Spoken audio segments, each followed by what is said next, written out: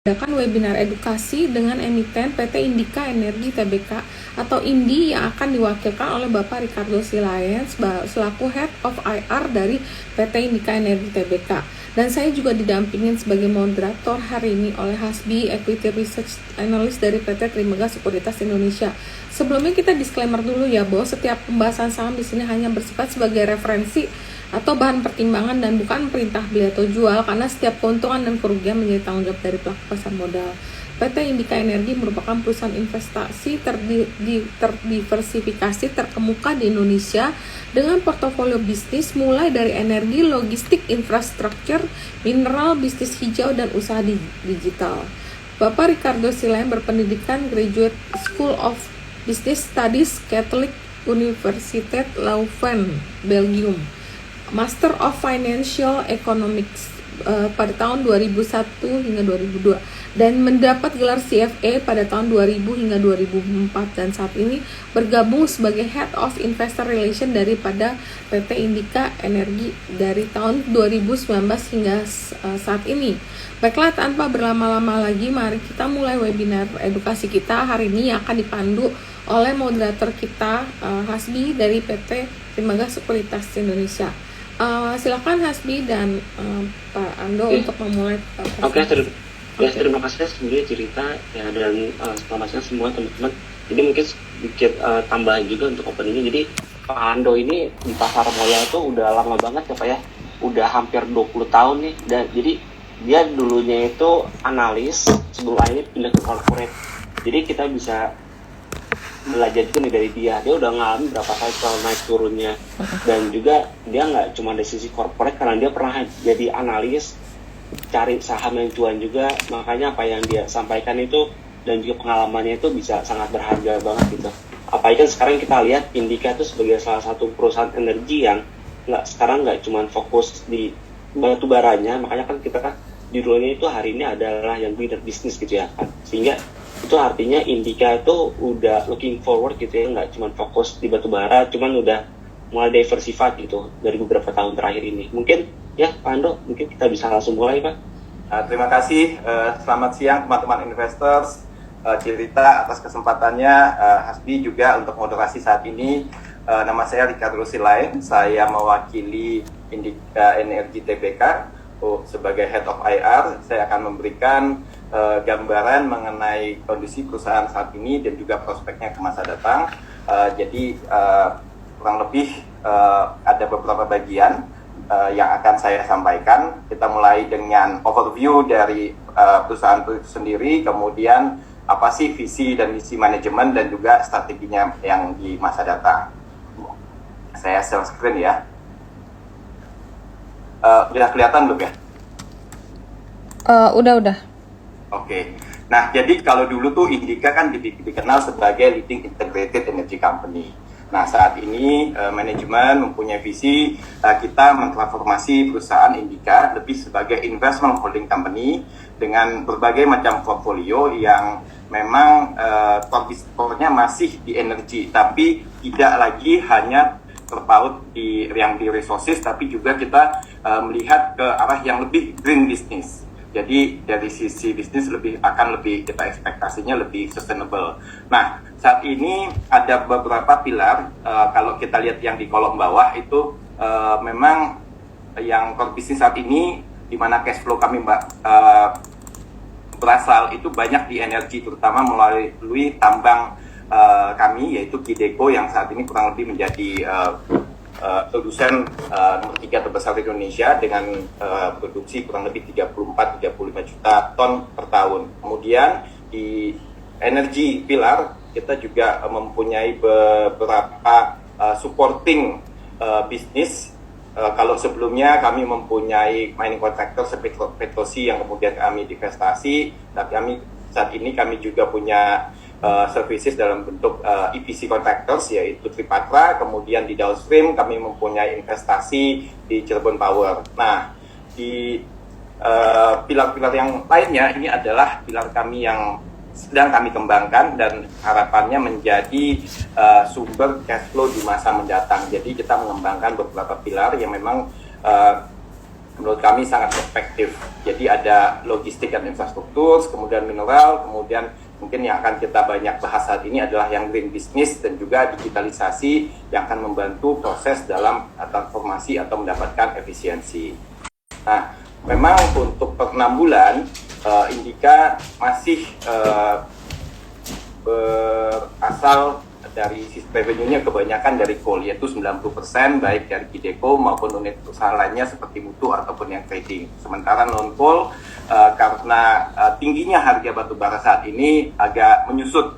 Waktu tahun 2020 sempat non-coalnya 25%, tapi sekarang kurang lebih 10%. Kedepannya ini akan kita rubah, kita berharap bahwa revenue-nya ini bakal naik menjadi balance kurang lebih 50-50. Nah, untuk sisi balance sheet saat ini per 31 Juli posisi keuangan sangat kuat, cash dan non-cash, dan secara cash itu kurang lebih hampir 1,1 billion US dollars. Kemudian total debt kita kurang lebih itu 1,25 billion. Jadi kalau net debt-nya bisa dibilang rendah sekali saat ini. Nah, sedikit membahas tentang apa itu Qideco yang saat ini menjadi sumber utama revenue kami. Qideco adalah bisa dibilang nomor 3 paling besar ya untuk coal productions. Tahun lalu kami produksi 35,8, tahun ini ekspektasinya kurang lebih 34 juta. Kemudian kalau dari sisi reserve kurang lebih berdasarkan akhir job per 2019 akhir itu kurang lebih di 530, jadi sekarang kurang lebih di 450 juta ton. Nah, untuk produk jenis produknya itu ada mix. Kita ada yang mid level dari tambangnya Roto 4.900, kemudian yang paling banyak itu adalah di produksi dengan kalori kualitas 4.200 sampai 4.300 dan blendednya itu di kisaran 45 sampai 46. Jadi biasanya kami menggunakan ICI 4 sebagai referensinya. Nah, untuk tujuan ekspor saat ini Cina memang bisa dibilang paling besar 38%, kemudian diikuti oleh Southeast Asia, dan juga ada India. Sementara Indonesia sendiri memang kami biasanya mensuplai lebih dari yang DMO syaratkan, yaitu 25%. Biasanya kita di kisaran 30%, untuk 6 bulan ini kita di 29%. Nah, itu sekilas mengenai Indika saat ini. Nah, kedepannya kami punya strategi, kami punya komitmen di tahun 2025. Indika ingin menjadi balance revenue in terms of coal non-coal menjadi 50%.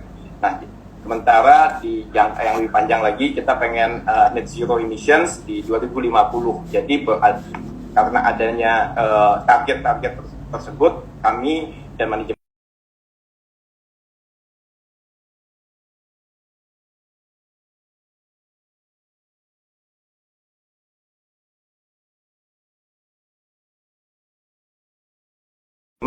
Nah, kalau kita lihat di chart ini, sebelah kanan itu adalah kurang lebih konsiderasi apa sih yang ingin kita lakukan ke depannya. Jadi beberapa sektor memang sudah kita identifikasi, sektor apa aja, itu sektor yang menurut kita memang bisa tadi memodifikasi cyclicality di komoditas, ya, kemudian bisa memberikan kontribusi pertumbuhan yang signifikan. Kemudian juga yang tidak kalah pentingnya adalah sebagai bisnis itu ESG friendly. Jadi sustainability itu sangat penting bagi kami.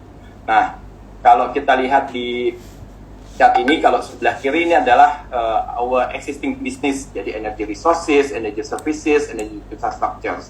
Nah, sementara yang untuk sebelah kanan adalah portfolio bisnis kami yang saat ini menjadi prioritas. Jadi kami sudah mulai melakukan investasi di beberapa sektor, termasuk di logistik, infrastruktur, nanti akan kita bahas. Kemudian ada di minerals, ada green business yang teman-teman mungkin sering mendengar beritanya akhir-akhir ini, mulai dari MOU maupun launching motor kami yaitu Alpha di bulan Agustus kemarin. Kemudian kita juga ada Digital Ventures.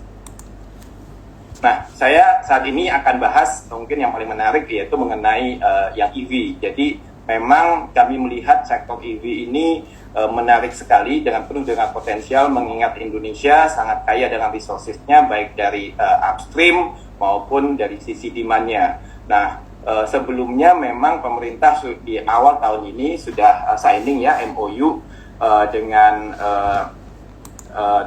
melalui Kementerian BKPM. Jadi ada 4 pihak, yaitu Indika Energy, Indonesia Battery Corporation, Gogoro, dan Foxconn itu berinisiatif signing MOU untuk mengembangkan EV ekosistem di Indonesia. Ini mulai end-to-end, mulai dari electric battery industry, kemudian vehicle-nya, kemudian supporting industries. Dan jenis bentuk MOU ini memang dinamis. Masing-masing pihak bisa saling bekerja sama maupun nanti bisa menentukan keputusan investasi apa sih yang mau lakukan ke depannya. Nah, semangatnya dalam MOU ini adalah open system. Jadi ini kalau kita ambil ibaratkan kalau di handphone ya, open access, itu bisa kayak Android operating system, semua orang bisa pakai, bisa dimodifikasi dan bisa digunakan hampir oleh semua orang. Dan kedepannya skemanya akan menggunakan build, operate, and localize. Jadi akan ketika ada manufacturing misalnya, ya kedepannya akan menggunakan komponen-komponen lokal yang lebih banyak.